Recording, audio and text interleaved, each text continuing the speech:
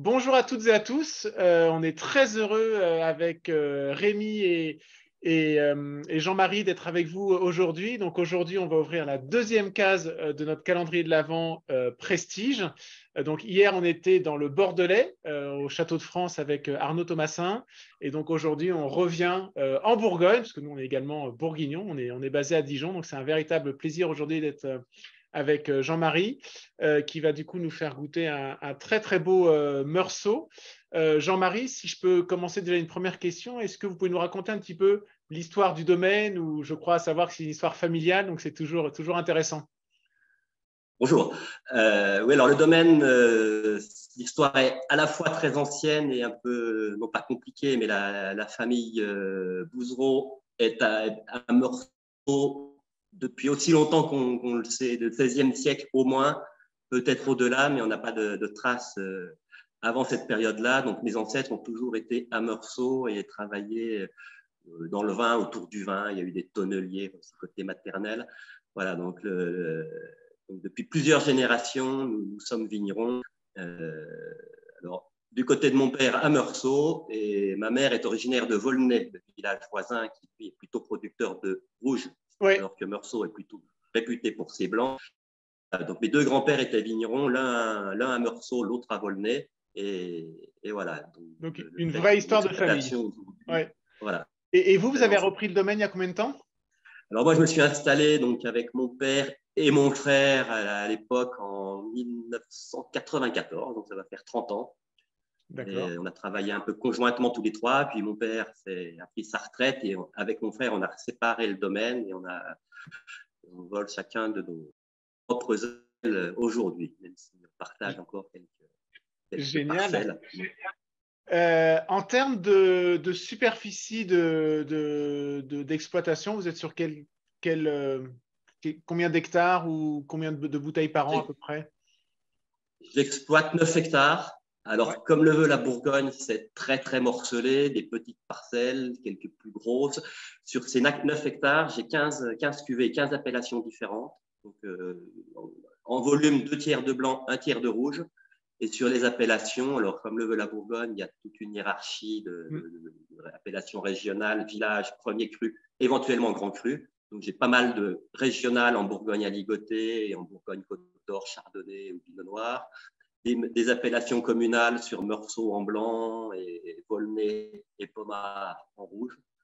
Et puis quelques premiers crus, les plus petites parcelles, mais les plus prestigieux sur Meursault, Puligny-Montrachet, Beaune, Volnay. Ok. Voilà, donc des petits produits. Ça fait rêver tout ça. Ouais, c'est des très très belles appellations. Du coup, Jean-Marie, vous nous avez un petit peu parlé de l'histoire de votre famille. Maintenant, on aimerait un petit peu plus savoir sur l'étendue de votre domaine et aussi quel type d'appellation est-ce que vous avez dans votre domaine. Est-ce que vous pouvez nous en parler un petit peu plus? J'exploite actuellement environ 9 hectares, donc répartis sur, comme le veut la Bourgogne, de nombreux éventuellement villages, appellations avec différents niveaux d'appellation. Donc, je produis 2 tiers de blanc et 1 tiers de rouge. Les blancs sont produits sur Meursault et Puligny-Montrachet avec une majorité d'appellations régionales, Bourgogne aligoté et Bourgogne Côte d'Or.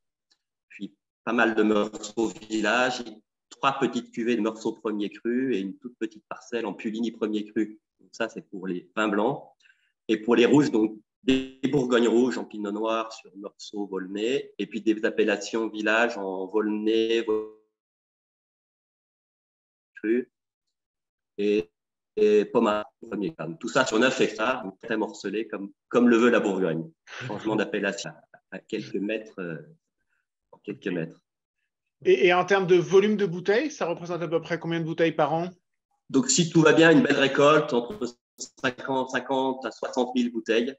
Mais on est hélas souvent en deçà de ces chiffres avec les conditions récentes des 15 derniers millésimes, avec sécheresse, canicule, grêle ou gel de printemps, donc il faut qu'on a des pertes plus ou moins conséquentes de volume. Et la cuvée 2022 s'annonce comment?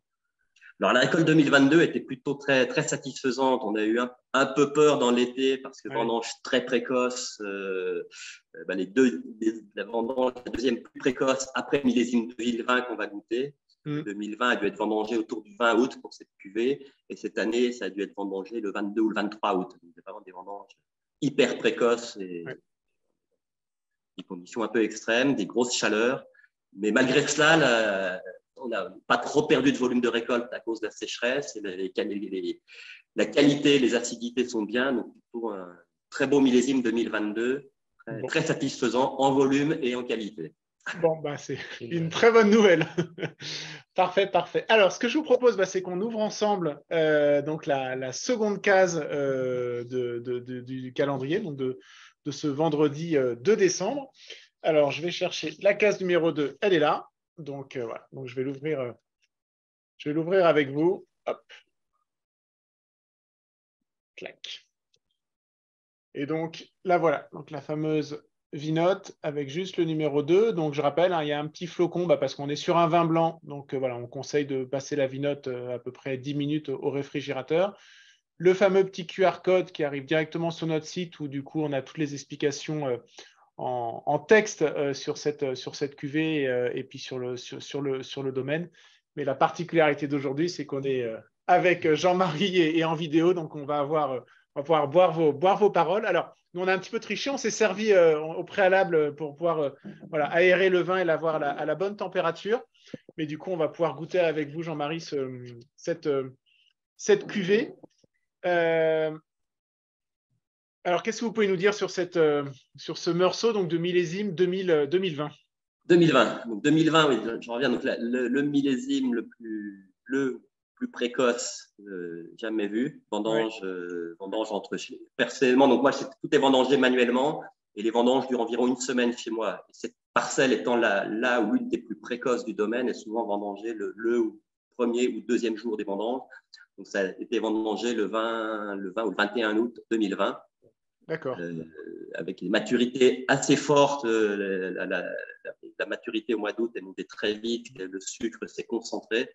Des vins à la fois très riches, mais qui ont su garder une belle fraîcheur grâce à des bonnes acidités. Donc, on a un niveau assez élevé en sucre, donc alcool, et acidité, qui fait qu'on a un très bel équilibre, mais avec un vin plutôt riche et puissant, qui à la fois peut très bien se goûter sur la jeunesse, mais devrait, si tout va bien, vieillir convenablement. Ça veut dire quoi? C'est-à-dire que s'il vieillit, il va évoluer différemment, on n'aura pas le même goût en bouche. Ça veut dire quoi un vin qui va évoluer? Alors, sur les vins blancs de Bourgogne, les vins jeunes, souvent, sur les premières années, on a des arômes plutôt assez fruités, sur le côté un peu, voire des arômes floraux, assez frais, assez fins, et oui, vraiment sur l'élégance. Et en vieillissant, on prend des arômes un peu plus, qu'on appelle secondaires ou tertiaires, qui sont des arômes de développement, et le vin se prend des arômes plus riches, plus puissants, qui peuvent aller sur le miel, sur le côté, sur des vieux vins plus un peu champignons, et on a des arômes beaucoup plus, des notes plus onctueuses, surtout sur cette cuvée de Poruso qui fait des vins plutôt à la fois sur la minéralité, mais avec beaucoup de richesse et de rondeur. D'accord. Bon, j'ai hâte on va se donner rendez-vous dans 5 ou 10 ans et puis on va goûter ça. Et donc justement, vous avez du coup expliqué, donc on est sur un Poruso. Ça veut dire quoi Poruso et c'est quoi la particularité de cette appellation? Alors, étymologiquement, donc Poruso, c'est une toute petite partie de Meursault qui représente le total des appellations Poruso représente une dizaine d'hectares. Donc, moi, j'en exploite environ un quart d'hectare. D'accord. Une production relativement faible. Et Poruso, étymologiquement, je pense que ça vient du nom on entend le nom Pierre, Pierraille, donc c'est un terrain, on est vraiment à flanc de colline. Il y a la roche-mer est vraiment tout près, on est vraiment sur la roche calcaire avec des blocs de calcaire. Et donc, étymologiquement, on est vraiment dans la pierraille Poruso, on entend ce nom de pierre qui ressort. Et quand on est sur le terrain, on le constate, on est vraiment dans les cailloux. Et donc, ce qui donne forcément une note un peu minérale au vin, les racines sont tout de suite dans les cailloux, dans la roche. Ça veut dire, peut-être pour ceux qui ont un petit peu moins l'habitude, pour avoir cette dénomination, cette appellation Poruso, il faut être sur un certain périmètre géographique pour pouvoir avoir le nom et cette appellation sur la bouteille, c'est ça? Voilà, c'est vraiment l'appellation est liée au terrain et donc il y a un petit carré d'une dizaine d'hectares sur Meursault. Enfin, c'est pas vraiment carré parce que c'est très compliqué, on est à flanc de montagne, donc parfois certains lieux-dits sont un peu carrés. Là, c'est pas le cas du tout ici en Poruso, mais oui, c'est vraiment très délimité. D'accord. Après, il y a d'autres très belles cuvées qui entourent ce lieu-dit des Port-Ruzeau, mais c'est vraiment très, très, très délimité. Le vin doit être produit vraiment dans ce secteur pour prétendre à l'appellation Meursault-Port-Ruzeau. Et donc, je répète ce que vous avez dit, c'est aussi important pour ceux qui s'y connaissent un petit peu moins sur les particularités et la difficulté de comprendre les appellations en Bourgogne. C'est-à-dire qu'il y a d'autres vignerons voisins de vous et des proches de vous qui ont également du Port-Ruzeau, mais qui l'exploitent avec leur domaine. Donc, vous êtes plusieurs à pouvoir proposer du Port-Ruzeau. C'est ça, hein? Voilà, c'est ce qui fait un peu la richesse et la complexité de la Bourgogne, c'est que sur une même appellation, sur les Port-Ruzeau, je ne saurais pas dire combien nous sommes, mais moi j'en exploite un quart d'hectare sur une dizaine, 10 ou 11 hectares. Ouais. Donc, sachant que j'ai la superficie plus ou moins moyenne, on peut peut-être 20, 25 ou 30 différents producteurs sur cette appellation. D'accord, ok. C'était très intéressant. On se met à goûter? Allez. Alors, comment vous pourriez le décrire en termes à l'œil, par exemple? Alors, à l'œil, on est pour moi sur un vin qui est encore très, très jeune, donc sur des notes de or, doré, mais très pâle. Ouais. Un vin qui est quand même assez brillant, une belle limpidité. Bon, c'est un vin qui a été filtré, la mise en bouteille. Donc, il faut avoir un vin bien brillant et bien limpide. Sur un vin, on voit qu'on est assez dense, donc un vin assez puissant. On voit déjà au premier coup d'œil. Ouais.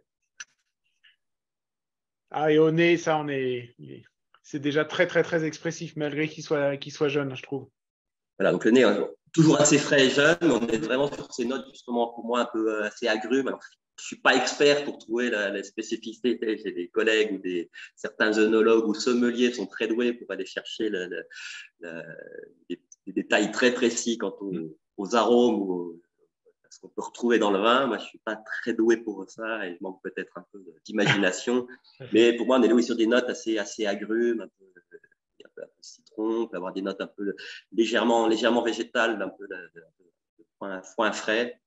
Ah, c'est que moi, de l'agrume, je le sens très bien. Moi, je sens des choses qui est aussi un petit peu, vous disiez, le côté un peu frais avec un petit peu alors c'est peut-être pas le bon terme, un petit peu de citron, de choses assez très, très fraîches. Ouais. Peut-être un peu légèrement mentholé éventuellement. Ouais.